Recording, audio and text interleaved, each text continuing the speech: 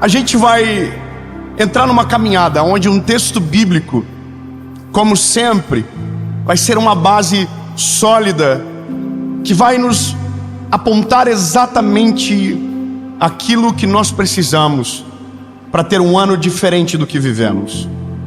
Veja, eu sei que nós temos muito isso, o ser humano é assim.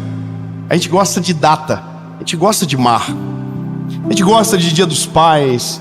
E aí no Dia dos Pais a gente vai lá e dá beijo, abraça, diz que ama, e passa às vezes 364 dias sem dizer a mesma coisa. E não é diferente quando se fala no final do ano, porque a gente muda nos últimos 20 dias do ano, pode ver. A gente fica reflexivo, a gente acha o caderninho de meta que escreveu no ano passado, dá uma vergonha. A gente diz que ia emagrecer, que ia fazer dieta, que a nossa vida com Jesus iria melhorar, e tanta coisa não aconteceu. Então veja, nós precisamos entender algumas coisas para que a gente entre nesse ano novo de uma forma que a gente nunca foi intencional. Porque de verdade se trata de ser intencional. Intencional é aquele que antes de fazer pensa, antes de tomar uma decisão pensa, antes de falar pensa. Quando a gente consegue pensar antes de agir, nos tornamos intencionais, ou não saímos do plano. A gente pensa, reflete e toma a melhor decisão. Veja a Bíblia, Números, capítulo de número 13, versículo de número 27, diz o seguinte: e contaram-lhe e disseram: fomos à terra para onde você nos enviaste, e verdadeiramente mana leite e mel, e este é o seu fruto. Todavia é forte o povo que habita na terra.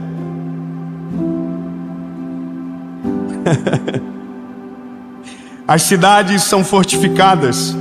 Além disso, tinham gigantes naquele lugar. Veja bem, essa cena dos espias é muito parecido, de maneira metafórica, o que nós estamos vivendo agora. A gente já consegue olhar o ano que está chegando, a gente já está mais perto do que imaginava, nós já estamos nos últimos dias, então os nossos olhos já enxergam. Só que veja, o que os nossos olhos enxergam, há uma multidão de informações que vem para nós.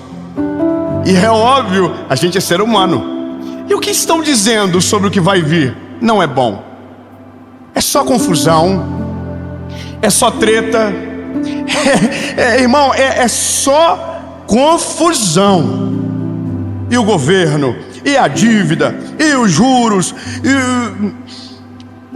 só piora. Então a gente olha para todo o cenário. Só que o cenário que fomos ver, há uma promessa sobre ele. Veja, os espias, qual era a promessa? Deus falou para eles: vou dar para vocês essa terra, e ela emana leite e mel. Quantos?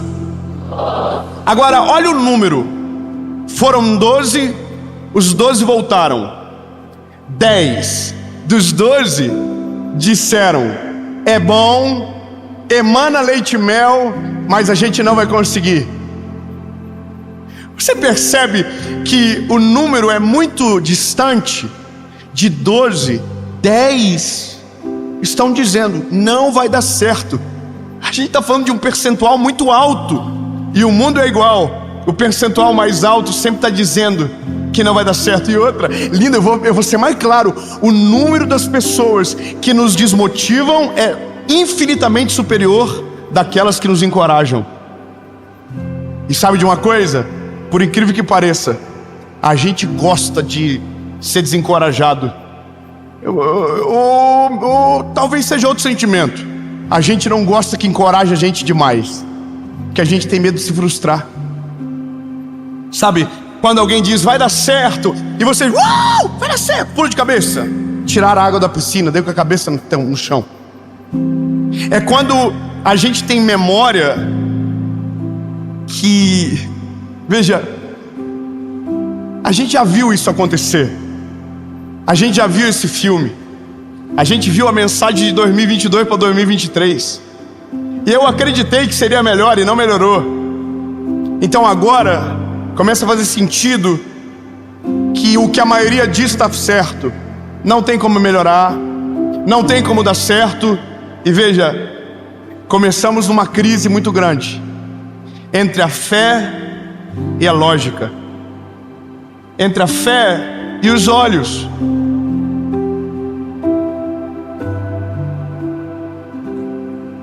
E eu vou ser bem direto com você. Para 2024, nós temos duas coisas somente. Lembra que eu seria claro? Só duas coisas. Uma palavra, um conselho. Uma palavra, um conselho. Você vai entender. A primeira coisa, para que você possa receber a palavra, é que você precisa entender alguma simples coisa do Evangelho. Todo o Evangelho, toda a Bíblia, toda a promessa, toda a profecia, tudo que se diz respeito à Bíblia, se diz respeito a uma palavra chamada fé. Você entendeu? Tudo sobre Jesus, tudo sobre Deus, tudo sobre o Espírito Santo, a palavra é fé. Agora, entendo que se a fé é o combustível para se viver a promessa, ao invés de olhar para a promessa, eu preciso olhar para o combustível dela. Entende? Então agora, paramos de olhar para 2024, para ver a fé que nós estamos entrando nesse novo ciclo. Porque é aqui que mora o grande problema. A nossa fé não suporta desertos. A nossa fé não suporta o não. A nossa fé não suporta o contraditório. A nossa fé não suporta o Deus que fecha a porta. A nossa fé não suporta o Deus que repreende. A nossa fé não suporta o Deus que coloca de lado para fazer a gente aprender.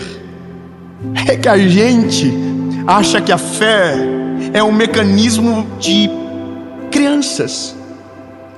Sabe, a fé para alguns de nós é aquilo que eu quero que Jesus faça, e não. A fé é acreditar no que Jesus está fazendo.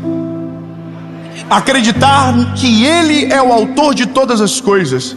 E quando a minha fé é alimentada, os meus olhos começam a enxergar pela perspectiva da promessa. Olha que louco isso. Ou seja, se eu olho para a promessa e esqueço da fé, a promessa é inalcançável. Se eu olho para a fé e olho para o mundo, consigo enxergar a minha promessa para o lugar que estou indo, porque os meus olhos mudam de acordo com o combustível que eu carrego. Qual que é o problema? Falta de fé. E aqui, lindo, a gente pega o ponto mais sensível do ser humano. A nossa fé se abala muito rápido. A fé de muitos foi abalada agora nesse ano. Tem gente que a fé foi abalada na pandemia e está até agora capenga. Ainda não voltou a viver. Tão lindo. Escute, você não vai viver a promessa se você não ter fé. A condição para a promessa ser vivida é uma fé bem alimentada. Então entendemos o primeiro problema sobre o nosso 2024. Se nós não tivermos fé, nós não vamos viver nada novo. Ponto. Só que veja, o que a fé produz? A fé produz atitudes que ninguém tem. E aqui temos uma coisa maravilhosa. A fé faz a gente ver o que ninguém enxerga. 12 foram, 2 tinham fé, 10 não tinham. Os 10 olharam a promessa, mas não tinham o background da fé por trás. 2 viram a promessa, mas tinham fé. A Bíblia diz que os 2 voltam, junto com os 10. Imagina o papo do caminho. Imagina, 10 pessoas falando para 2 pessoas: não vai dar certo, não vamos inventar essa parada não, isso aí vai dar um BO gigantesco, não vamos se meter, vamos avisar para Moisés que é melhor abandonar. Irmão, isso aqui é a gente na vida. Às vezes a gente conta algo para alguém e a pessoa começa: não, quer casar, ou de não, irmão, fica solteiro, é só confusão tal do casamento. Ou seja, sempre tem mais para nos desanimar em relação à promessa de Deus, sempre. Só que veja, os 2 que têm fé chegam no acampamento. Os 10, quando dizem, desestabiliza todo o povo. Mas daí os 2, Josué e Caleb, pedem a palavra. Aleluia. Ou seja, se eu não acredito, mesmo sendo possível para Deus, eu não vou viver? Mesmo Deus tendo todo o poder e autoridade do mundo para fazer, por você, Ele não vai fazer. Uau! Que bênção! Exatamente, Deus se move através da sua fé. A promessa se alcança através da sua fé, através daquilo que você declara. Você entende? O que você declara define o que você vive, quem você é e o que você carrega dentro de você. Veja, a fé me dá autoridade sobre as coisas. E esse conselho tem o poder para mudar através da fé e de uma decisão, o que está chegando na sua vida. Talvez chegou a hora de você posicionar através da fé. Eu creio que meu 2024 vai ser sobrenatural, então eu já ando em direção a ele. Mas agora também sei que quando chegar lá, a minha fé pode ser abalada. Eu entendo que vai ter dias que eu vou esquecer do que eu declarei aqui agora. Vai ter dias que vai ser difícil de acreditar que a promessa ainda está de pé. Quando os inimigos se levantarem, vamos ser tentados a esquecer do que Deus prometeu. E é nesse dia que você vai precisar estar alinhado na sua vida. E 3 coisas fazem toda a diferença.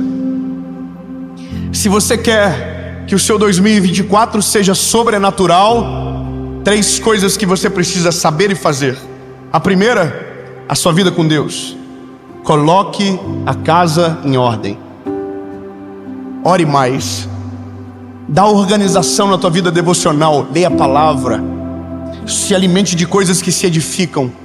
Porque a nossa fé é solidificada naquilo que ouvimos. A fé vem pelo ouvir a palavra de Deus. Alimente a sua fé. Tem muito alimento. Tem alimento aqui. Tem alimento em tudo quanto é lugar. Se alimente. Alimente a sua fé. Segunda coisa. Agora é difícil. Passe um filtro pelos teus relacionamentos.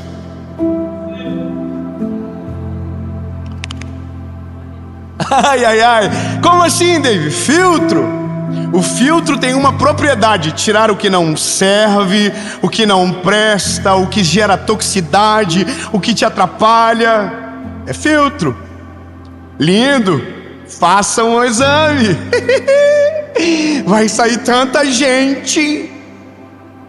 Porque talvez você só está do jeitinho que está, carregando o desânimo que carrega, porque só anda com gente que traz isso para dentro de você.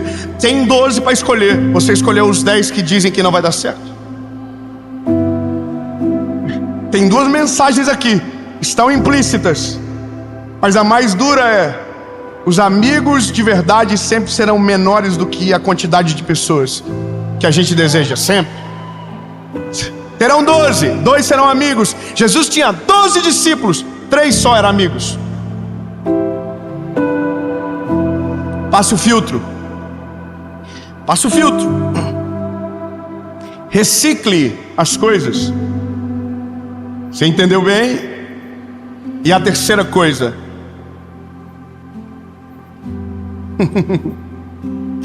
Ai, Jesus. Filtre o que você ouve e o que você vê. Nós somos a geração mais informada da Terra. O Google diz tudo. Tem fofoca o dia inteiro rolando. Tem coisas acontecendo o dia inteiro. Filtre o que você ouve e o que você vê. Filtre os filmes que você assiste. Filtre as músicas que você ouve. Porque tudo isso impacta na nossa fé. Construa uma camada de blindagem nas suas emoções, na sua vida espiritual, e busque o Senhor. Veja, não é simples demais. Isso aqui segue toda a vida reto, pega a direita que você chega no lugar. É a gente que complica tudo. Lindo, claro e objetivo com você. O seu 2024 vai ser incrível. Oh, 10 amém, vamos de novo. Lindo. Veja, crer no que declaramos. Declaramos aquilo que cremos. Vamos de novo. Lindo. O que não serve, o que atrapalha, o que desmotiva, o que bota tropeço. Beijo, bebê. E por último, filtre o que você vê e o que você ouve. Quando blindamos o nosso ouvido, quando blindamos os nossos olhos, quando blindamos o nosso coração e colocamos o foco em Jesus, a promessa vai se cumprir. Um provérbio que mudou a minha vida e pode mudar a sua também. E tomara que você escute isso antes de 2024. Há um segredinho na Bíblia que na verdade está ali, é a gente que não vê. Existe um preceito que mudam as coisas. Provérbios 16:3 diz o seguinte: consagre ao Senhor todos os teus sonhos e tudo o que você for fazer. Aleluia. Aí a Bíblia diz: e você será bem-sucedido em todos eles. Eu vou ser claro com você. Tudo o que você coloca na mão de Deus, pode ter certeza, é impossível de se frustrar. Porque aquilo que confiamos na mão dele, ele é poderoso para fazer muito mais além do que podemos pensar ou imaginar. Lindo, você tem uma listinha de planos sobre 2024? Oh, que lindo. Pega ela e diz: Jesus, é o que eu quero, mas eu sei que o que o Senhor tem é maior. Eu sei que o que o Senhor tem é melhor. Mas se o Senhor quiser saber o que eu sinto, está nesse papelzinho. Está aqui, Jesus.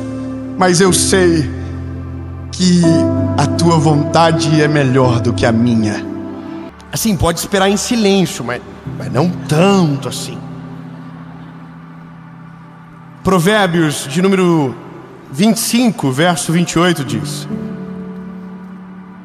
aquele que não tem domínio sobre o seu próprio espírito é como uma cidade demolida e sem muralhas.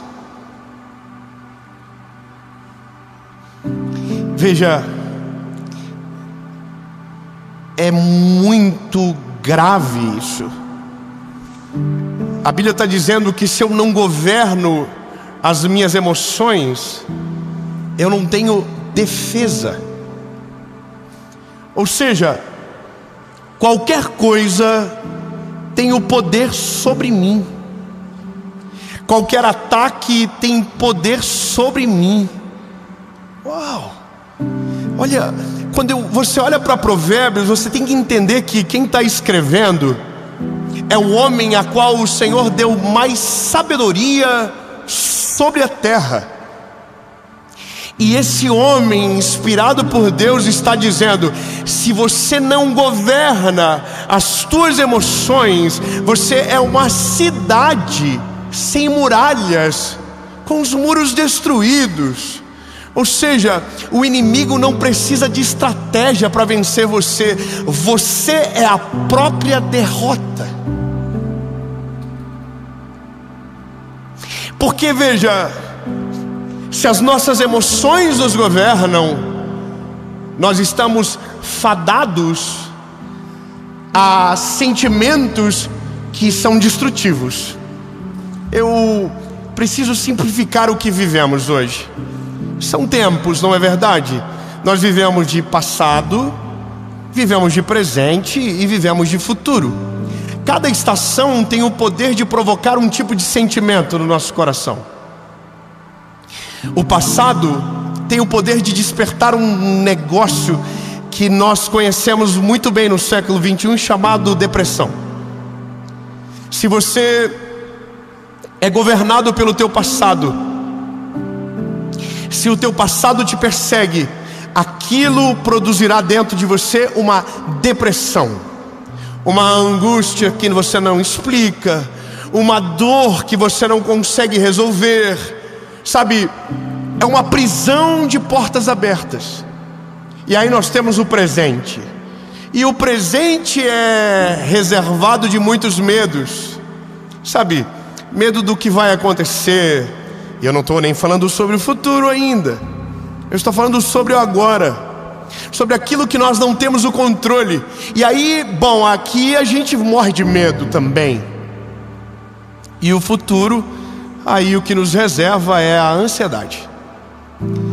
Veja, essa é a grande depressão, a diferença, não é verdade? Entre depressão e ansiedade. Depressão conecta com o passado, a ansiedade conecta com o futuro. E entender isso é um ótimo caminho, porque eu consigo distinguir aonde está o meu problema, se está no futuro ou se está no passado. E a gente já teve bastante instrução para entender que se o problema está no passado, o perdão é o que resolve. E se o problema está no futuro, a minha confiança em Deus que resolve. E tenho muito medo de falar sobre isso, porque quando se trata de patologia, você precisa procurar um médico. Alguns dias atrás eu estava num programa de televisão e o assunto era ansiedade, e havia um médico. Ele falou algo sério, ele disse: olha, se você tem ansiedade, isso é normal. Ansiedade é normal do ser humano. Só que eu estou dentro de mim assim, mas eu sou educado. Estava assim. Mas ele dizendo, a ansiedade é normal. O ser humano é ansioso por natureza. É normal ser ansioso. E eu dentro de mim, A Bíblia diz que eu não posso ficar ansioso por coisa alguma. Algumas pessoas nós só entendemos porque Deus escolhe por conta da história que constrói ao longo do tempo e pelas atitudes que demonstram nos dias de crise. Há um homem na Bíblia que para mim e para todos os cristãos é um exemplo de várias formas. Mas como é homem, também teve os seus erros, também teve seus defeitos, e a Bíblia não engana nenhum, está todos lá. E eu estou falando sobre Davi. Mas veja, teve um dia que algo me saltou aos olhos, e eu vou ler para você rápido e vou te explicar. 1 Samuel, capítulo de número 24, a Bíblia, na epígrafe está escrito: Davi poupa a vida de Saul. É isso que a Bíblia está dizendo. Davi poupa a vida dele. Qual é a história? A história é o seguinte: sucedeu que quando Saul havia retornado da perseguição aos filisteus, informaram-lhe dizendo: eis que Davi está no deserto em Gedi. Então Saul separou 3.000 homens escolhidos de todo Israel, e foi em busca de Davi e dos seus homens sobre as rochas dos bodes selvagens. E ele chegou até os apriscos, junto ao caminho onde havia uma caverna. E Saul entrou para cobrir os seus pés, e Davi e os seus homens estavam nas laterais da caverna. E os homens de Davi lhe disseram: eis o dia do qual te falou o Senhor. Eis que entregarei o teu inimigo na tua mão, para que possas fazer com ele como bem te parecer. Então Davi se levantou, cortou a borda da capa de Saul secretamente. Olha que emboscada. Veja, mas aconteceu algo quando Davi fez isso. Eu vou falar. A Bíblia diz que o coração de Davi se feriu, e ele disse: não vou matar Saul, porque foi Deus que ungiu ele. E se o Senhor ungiu ele, eu vou esperar o tempo de Deus para viver aquilo que ele me prometeu. Vou refrescar a tua memória. Havia um rei em Israel chamado Saul. Só que a Bíblia diz que esse homem virou-se contra Deus. Foi rejeitado pelo Senhor por conta das suas atitudes, pecados não arrependidos, e esse é um tempo da palavra. Então a Bíblia diz que Deus levanta um garoto que é ungido pelo mesmo sacerdote que ungiu Saul. Samuel foi o homem que ungiu Davi. Davi tinha 16 anos, então lembra da história. Ele foi ungido, permaneceu no campo, no pasto. Mas a Bíblia diz que, havia o Espírito de Deus sobre ele.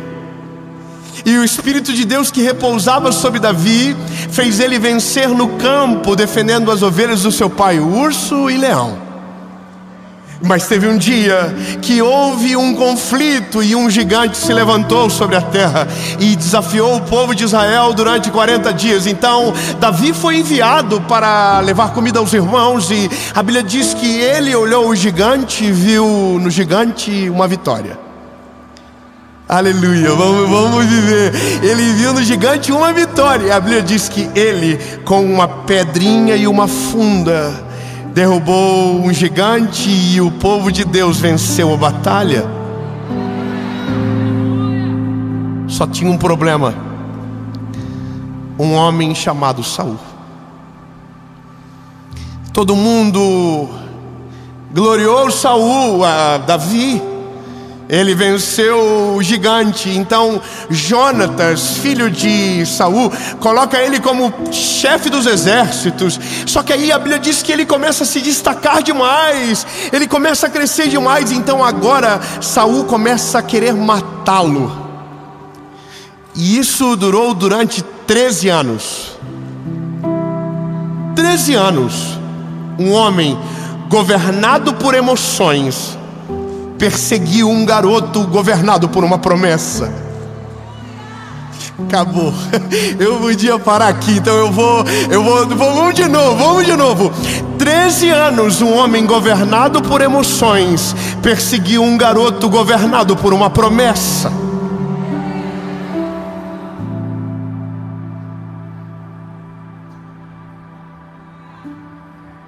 Bom, 13 anos fugindo da morte, lanças foram jogadas, calúnias foram feitas, promessas mentirosas, astúcias do inimigo. A Bíblia diz que um dia Saul falou para ele: se você derrotar 100 filisteus, você pode casar com a minha filha. Saul jurava que Davi perderia a batalha, e ele venceu e casou com Mical. É muita coisa para te contar agora, mas eu só quero que você entenda: Saul era governado pelas emoções, Davi era governado por uma promessa. Quem é governado pelas emoções não consegue ver o outro sendo prosperando, não consegue acompanhar o crescimento dos outros, não consegue viver os planos de Deus, não consegue fluir naquilo que o Senhor o chamou, porque as emoções prevalecem sobre ele. Agora, quem é governado pela promessa permanece no meio da provação, prevalece no dia da angústia, sobrevive no dia da adversidade, resiste ao passado, tem esperança no futuro e vive de maneira plena o presente. Só que o teste da vida é quando as emoções se encontram com a promessa. Esse é o dia, sabe? Eu vou te explicar. Nós temos promessas de Deus extraordinárias. O problema das nossas promessas é quando eles encontram as nossas emoções. O problema da nossa fé é quando se encontra com a nossa ansiedade. O problema da nossa confiança é quando ela se encontra com o nosso medo. O problema da nossa crise é quando nós paramos de olhar para o Deus da nossa criação, aquele que nos chamou. E essa é a briga da nossa história maior, porque alguma coisa tem que vencer dentro de nós. E eu sei que você sabe, lembra? Nós somos corpo, alma e espírito, e a questão maior do nosso tempo é que nós somos almáticos demais. Nossas emoções governam tudo, governam as nossas decisões, governam as nossas reações. Então somos irados, somos pesados no falar, somos, imediatistas, somos ansiosos. Mas é porque as nossas emoções estão governando sobre o nosso espírito. Só que tem um dia que essas coisas se chocam. E aqui Davi dá a maior lição da vida de alguém. Davi tem 3 coisas com Saul: passado, presente e futuro. O passado dele com Saul é dramático. Imagina quanta raiva Davi tem desse homem. Imagina quantas injustiças ele carrega. Imagina quantas memórias ele tem de Saul: lanças jogadas, calúnias, perseguições, mutirão. A Bíblia diz que ele reunia homens e ia atrás de Davi para matar Davi. Imagina o quanto de passado ele carrega desse homem. E tem mais. O presente agora é dentro da caverna. A Bíblia diz que Saul entra e ele está de costa para Davi. Está de costas. E também tem uma parada relacionada ao futuro. Davi só vai ser rei quando Saul não for mais. Olha que loucura imaginar você na circunstância de Davi. Você é Davi. Saul entrou, Davi cogitou, só que o espírito que estava sobre ele lembrou ele: não, Davi, não é você que vai fazer, sou eu. E a Bíblia diz que os frutos do Espírito são olha, o que eu vou te dizer não estou inventando, é a Bíblia que diz que é o que vai acontecer sobre você, se você deixar Ele governar sobre as tuas emoções. Se você colocar o sentimento de lado, se você for decidido, se você deixar Ele governar de verdade esse negocinho que você chama de coração. A Bíblia diz que esses são os frutos. E o fruto do Espírito de Deus em nós é amor, alegria, paz, paciência, meu Deus, paciência, amabilidade, bondade, fidelidade, mansidão, e para arregaçar com tudo. Tão lindo. É isso. Eu estou em paz agora e vou poder dormir feliz da vida, porque te contei a verdade completa. se você não deixar Ele governar sobre tudo, no fim, não vai governar sobre nada. Porque uma coisa prejudica a outra. Não sei se você percebe, mas todos os frutos do Espírito se opõem a um sentimento da nossa carne: amor, ódio, paz, o caos, amabilidade, a ira. Meu Deus lindo. Bondade, maldade. Deus está dizendo para mim e para você: se eu entrar, tudo que te assusta, tudo que te domina, tudo que te governa, tudo que rouba a tua paz, tudo que tira você da minha presença, tudo que tira você do centro da minha vontade, será destruído pelo poder que há em mim. Deus está dizendo: lindo, deixa eu entrar, deixa eu governar, deixa eu entrar. Se você deixar, você vai descobrir a verdade do Evangelho de um todo sobrenatural. Nada consegue parar você. O medo, o caos, a crise, a dificuldade, a doença, nada mais tem poder sobre você. O segredo é Ele dominar. Essa é a única conquista que você abre a porta para que Ele possa entrar. O resto é Ele que vai na frente, mas nessa é você que abre a porta primeiro. 2 perguntas, 1 resposta. Você que nunca entregou o coração para Jesus de verdade, chegou a hora, lindo. Você caiu no golpe. Você está aqui.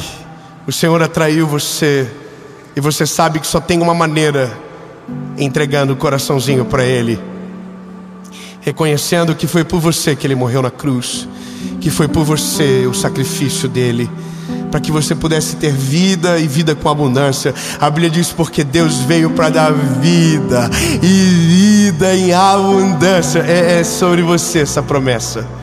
2ª pergunta é para você que já viveu tudo isso, mas perdeu tudo porque virou as costas.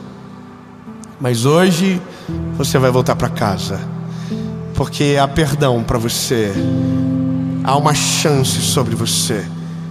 Amém. Eu vou perguntar, se a sua decisão for sim, você vai levantar as mãos. Se você estiver na sua casa, se você quiser dobrar os joelhos, a gente vai orar. E essa é a oração que muda toda a tua história. Lembra, apaga o teu passado, estabelece o teu presente e te desenha um futuro extraordinário, em nome de Jesus.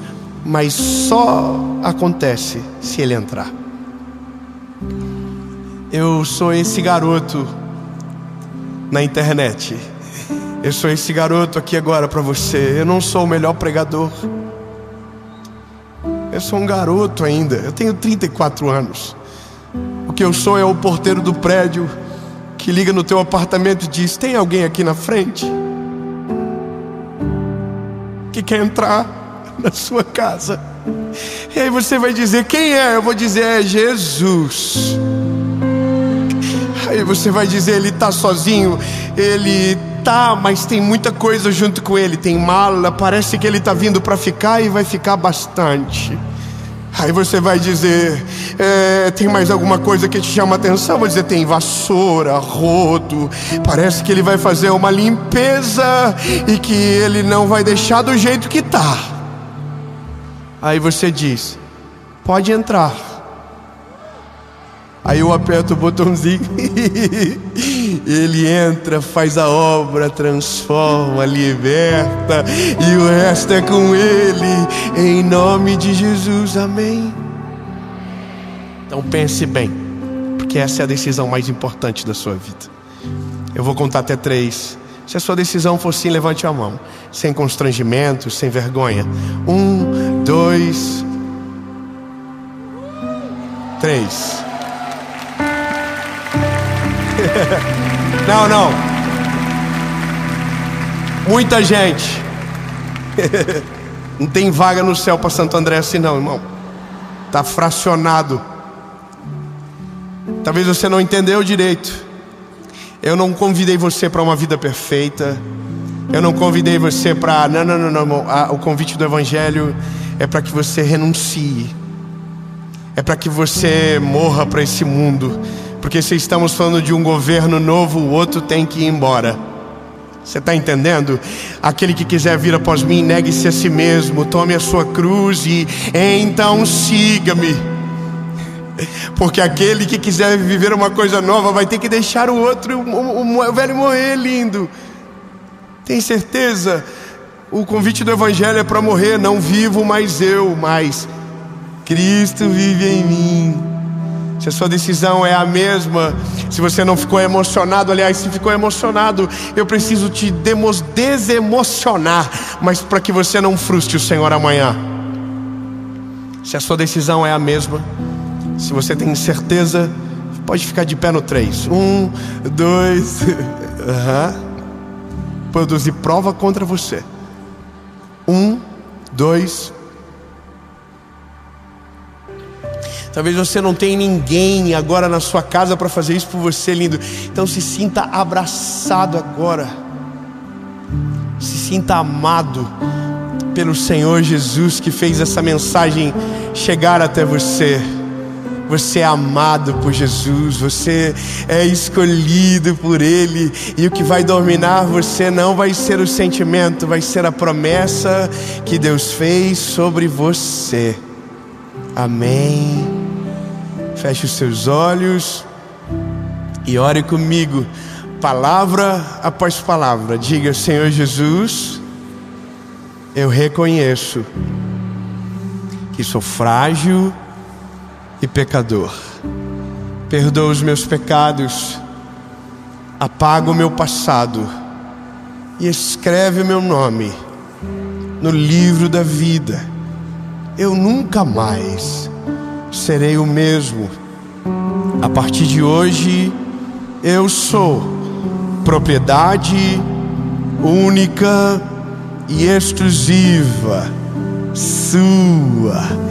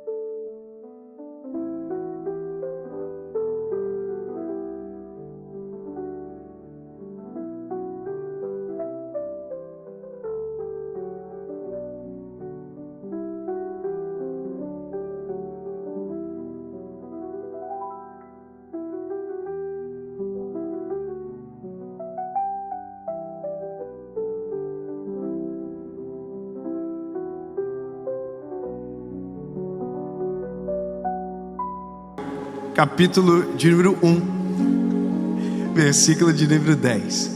Diz o seguinte: ela, pois, com amargura de alma, orou ao Senhor e chorou abundantemente.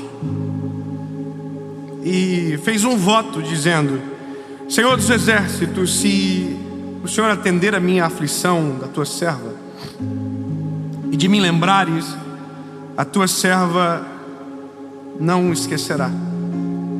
Se a tua serva ter um filho homem, ao Senhor eu darei todos os dias da sua vida. Amém. Algumas coisas na vida a gente tem muita dificuldade. E talvez uma das principais é esperar. Nós temos um problema quando nos exigem paciência, quando nos exigem que a gente acalme o coração e espere. Essa mulher é uma mulher que já está esperando há muito tempo por um milagre.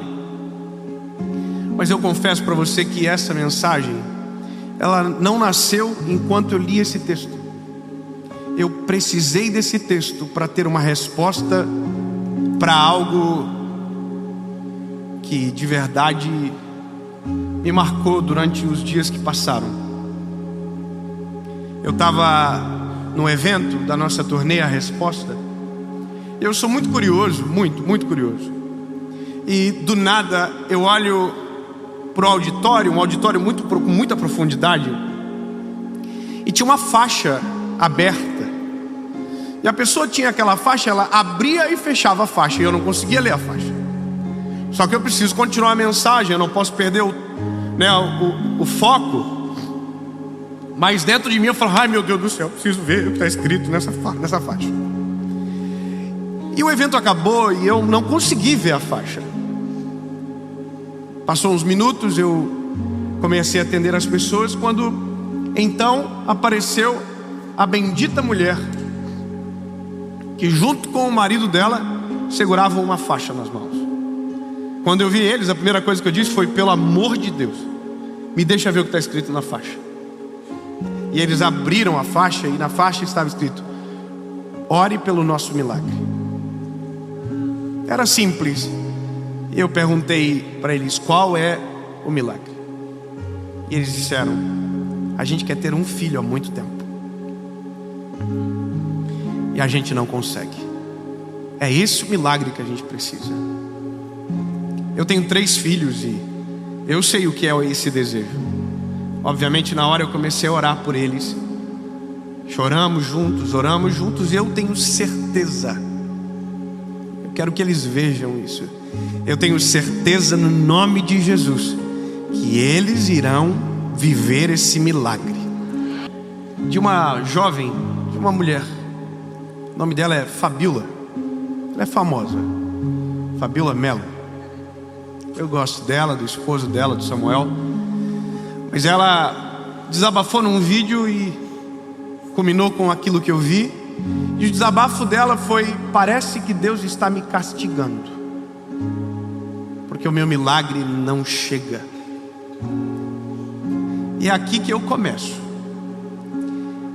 O que acontece dentro de nós quando geramos uma expectativa para viver um milagre e aparentemente esse milagre não chega?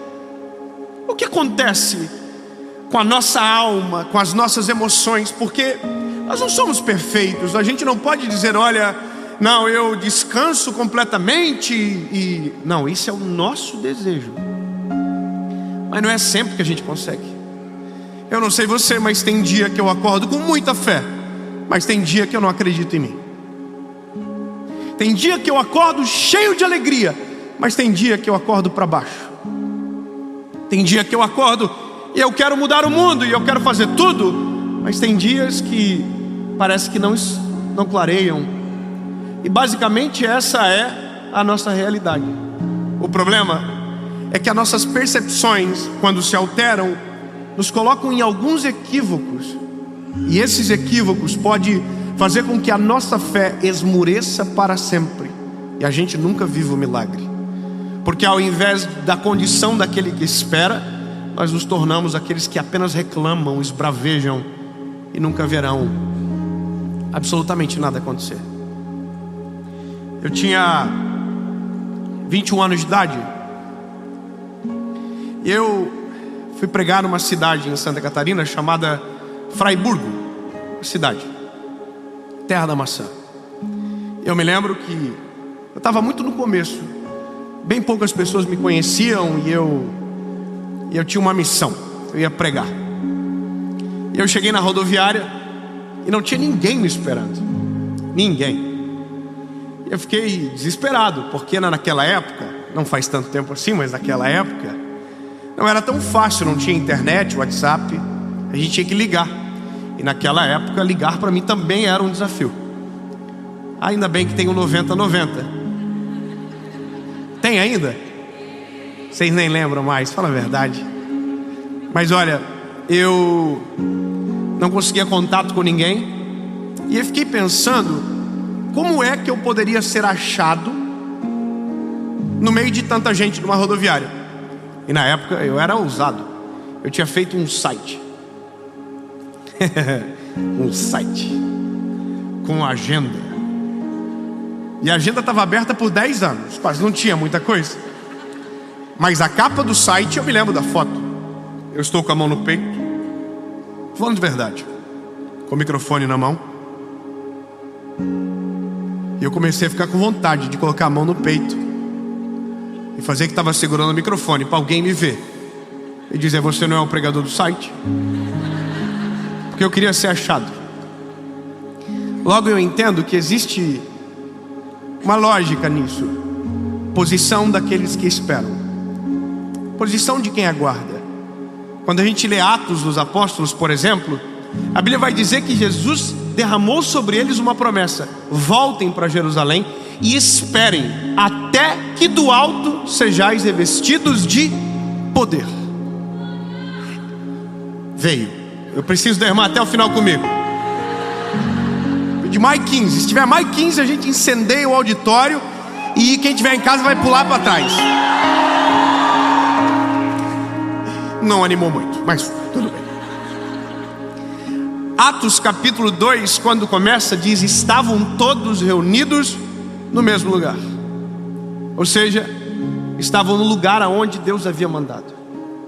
Por que eu estou construindo isso dentro de você? Porque a percepção que precisamos ter é que sim, nós não fomos esquecidos e que nós não estamos sendo castigados. Eu vou fazer do zero a partir de agora a história da dona Ana, para que você nunca mais esqueça que nenhuma oração que você fez Jesus esqueceu, para que você nunca mais possa pensar em algum momento que Jesus pode ter virado as costas para você e não está lidando com a tua dor ou está sentindo o que você está sentindo. Pelo contrário. Vamos para a Bíblia. A Bíblia é maravilhosa. Tem uma mulher chamada Ana, que não tem filhos. Ela não pode gerar.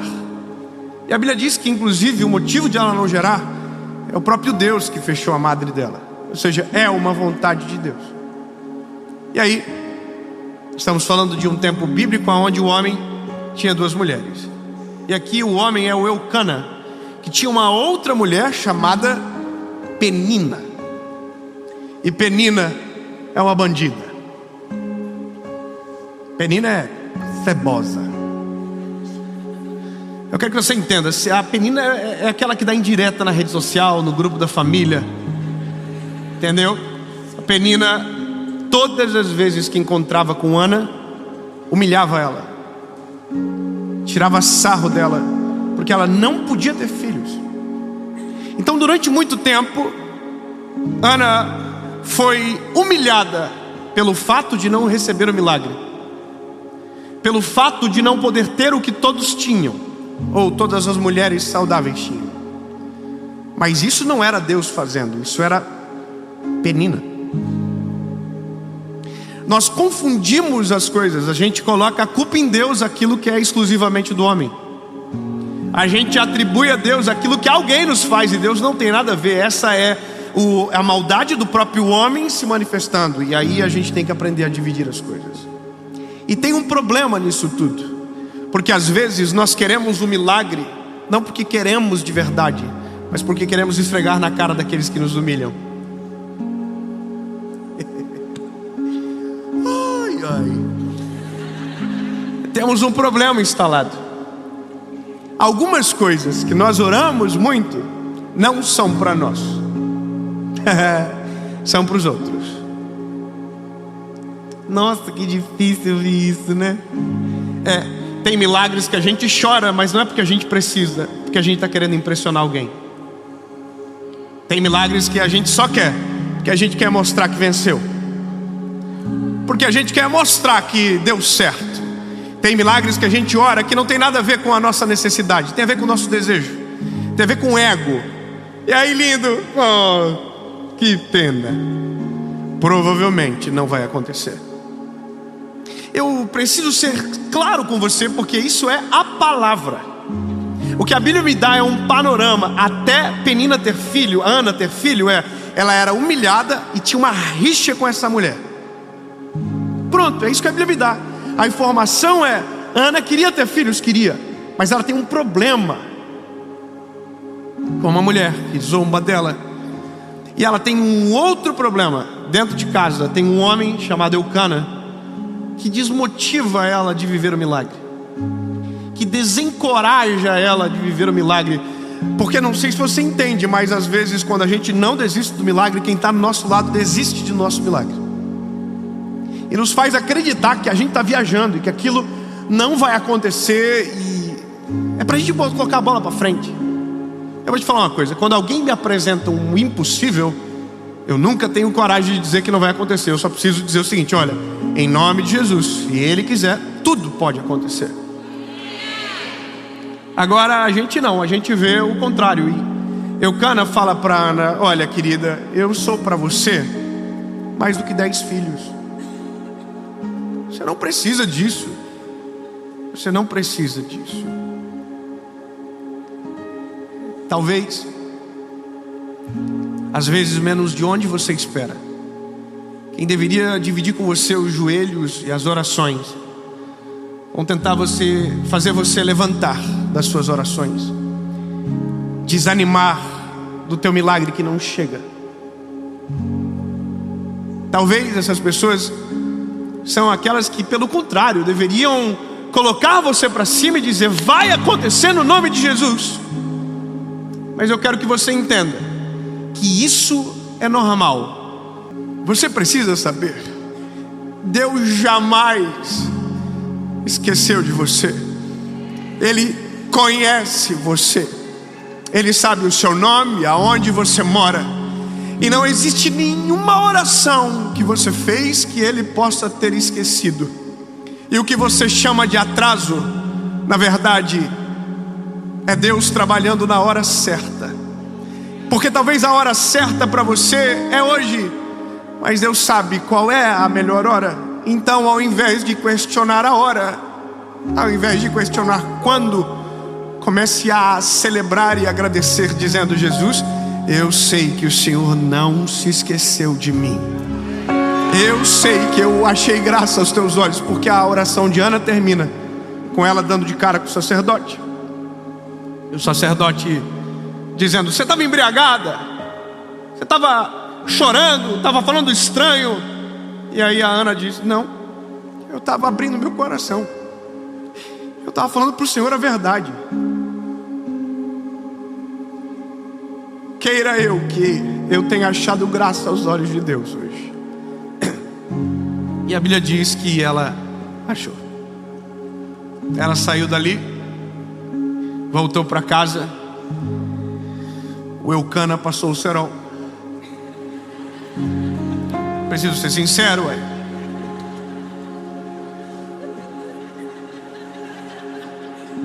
E a Bíblia diz que, bonitinho, 3,850 kg, 42 centímetros. E a Bíblia diz que Ana fez um negócio. Pegou o menininho, e foi na casa de Penina. Bateu a porta. Falou: querida, foi você que disse que eu não podia? Pois olha, é bem mais bonito do que os seus. Esse é o perfil de pessoas que jamais viverão um milagre da parte de Deus. Porque às vezes é isso que a gente pensa: o dia que acontecer eu vou mostrar. Não, lindo. O dia que acontecer, você vai agradecer a quem pode fazer. Você vai entregar nas mãos daquele que só Ele pode. Porque eu vou te falar um negócio: a nossa geração está implantando alguns sonhos para a gente viver que não tem nada a ver com aquilo que Deus planejou. Há algumas metas que não são, sabe, não são verdadeiras.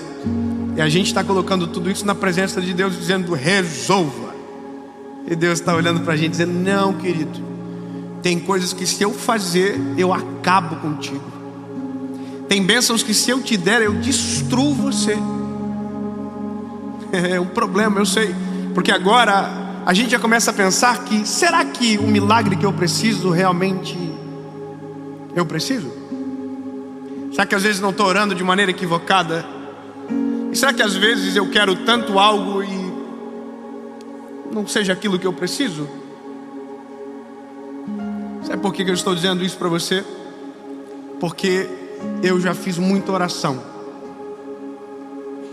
que eu apresentei para o Senhor a minha vontade, e Deus disse não. E eu louvo a Jesus que Ele disse não, porque vi cenas semelhantes com pessoas que desrespeitaram o não e se autodestruíram. Eu tenho uma história recente agora de um milagre que eu queria e Deus disse não. Não vou fazer.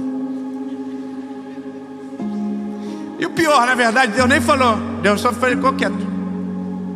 Só falou Mas Deus Mas E eu vou te contar um negócio. Não vou entrar no mérito, mas foi um dos maiores livramentos que Deus me deu nesse ano que passou. Desse ano agora, desses 365 dias para trás, se eu tivesse caído nessa cilada, eu estava no sal. Mas ainda bem que eu perguntei para o Senhor, e o Senhor fez Então, lindo, o milagre nem sempre é aquilo que a gente tanto deseja. E às vezes o milagre é muito maior do que a gente imagina. Então, para concluir, a Bíblia diz que Deus dá um garotinho para Ana, e Ana não vai para o templo novamente. Como assim, David? Sim, ela não vai. A Bíblia diz que ela espera o garotinho desmamar. É fantástico isso, né? Deus deixou ela curtir um tempinho com o Samuca. O nome do menino é Samuel. E a Bíblia diz que ela falou para Eucana: Eucana, esse ano você vai e eu vou ficar até que ele desmame. No próximo eu vou e entrego.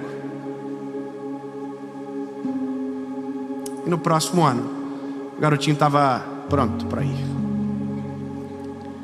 Você consegue imaginar isso?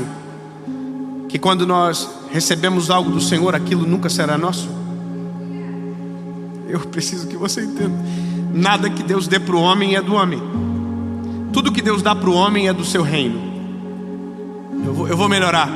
Deus me deu a possibilidade de falar para milhares de pessoas, certo? E esse dom não é meu. Esse dom é para a glória de Jesus. Era de Davi. Como assim? Oh, que doideira. Do nada. Na verdade, o milagre não era de Ana. O milagre era de Israel. Como assim? Eu vou dizer: enquanto Ana orava por um filho, Israel orava por um sacerdote.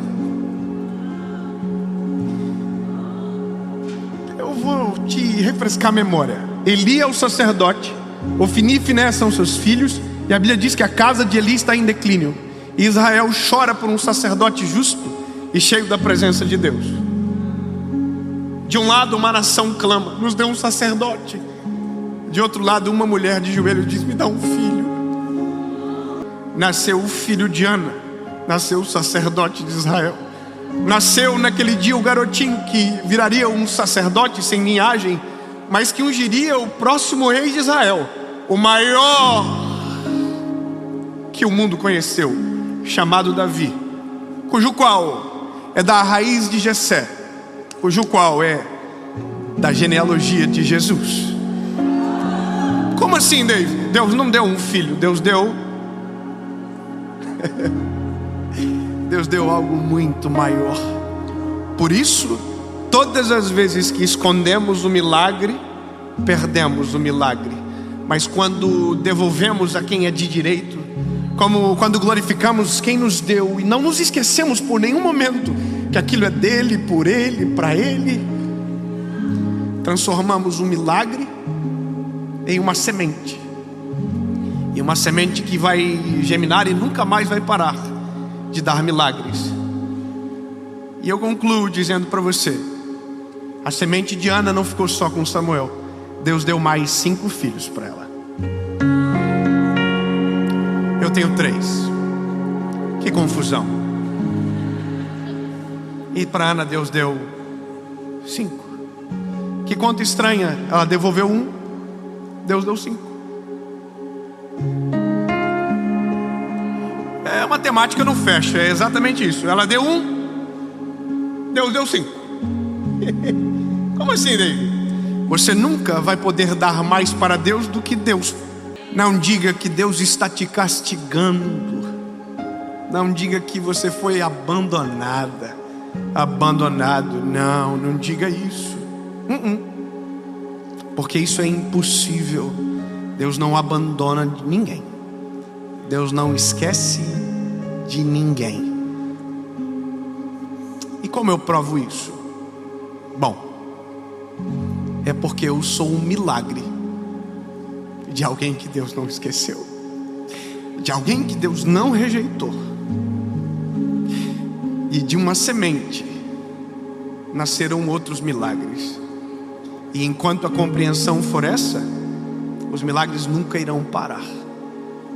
Fique com uma fala no teu espírito todas as vezes que uma voz dentro de você dizer: Deus te abandonou.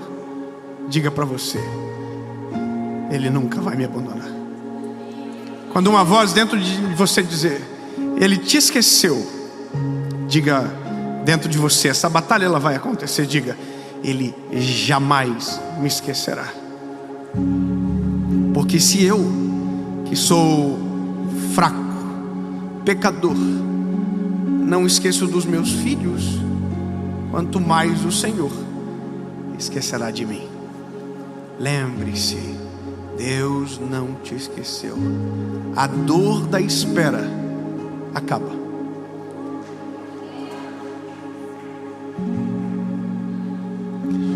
Um dia, e agora é profético que eu vou te falar. Um dia, todas as lágrimas, todas as noites sem dormir, todas as angústias, todas as dores causadas pela espera serão apagadas de uma só vez. Porque quando o milagre chega, tudo o que aconteceu antes não tem mais sentido. Porque existe uma vida antes do milagre e outra depois do milagre. Então se prepare